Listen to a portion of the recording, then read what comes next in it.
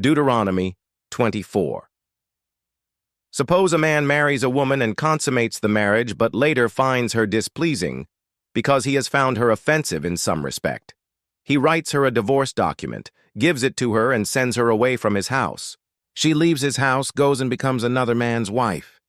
But the second husband dislikes her and writes her a get, gives it to her, and sends her away from his house. Or the second husband whom she married dies. In such a case, her first husband, who sent her away, may not take her again as his wife, because she is now defiled. It would be detestable to Adonai, and you are not to bring about sin in the land Adonai your God is giving you as your inheritance. If a man has recently married his wife, he is not to be subject to military service. He is to be free of external obligations and left at home for 1 year to make his new wife happy.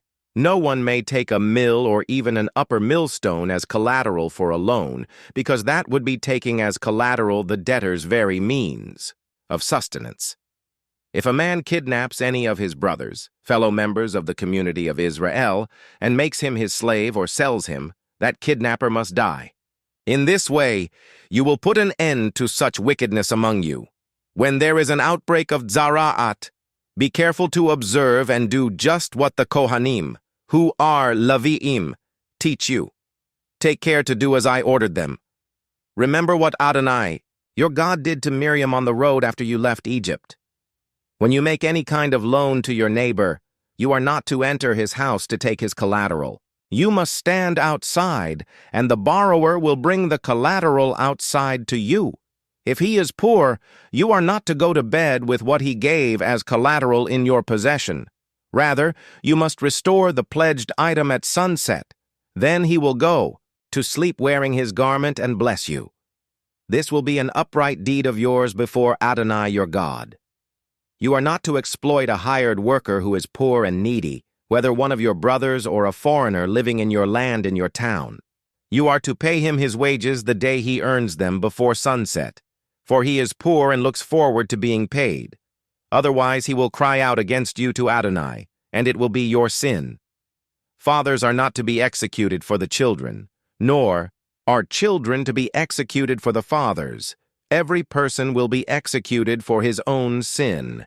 You are not to deprive the foreigner or the orphan of the justice which is his due, and you are not to take a widow's clothing as collateral for a loan. Rather, remember that you were a slave in Egypt, and Adonai your God redeemed you from there. That is why I am ordering you to do this. When harvesting the grain in your field, if you forgot a sheaf of grain there, you are not to go back and get it. It will remain there for the foreigner, the orphan, and the widow, so that Adonai your God will bless you in all the work you do. When you beat your olive tree, you are not to go back over the branches again. The olives that are left will be for the foreigner, the orphan, and the widow. When you gather the grapes from your vineyard, you are not to return and pick grapes a second time. What is left will be for the foreigner, the orphan, and the widow. Remember that you were a slave in the land of Egypt. That is why I am ordering you to do this.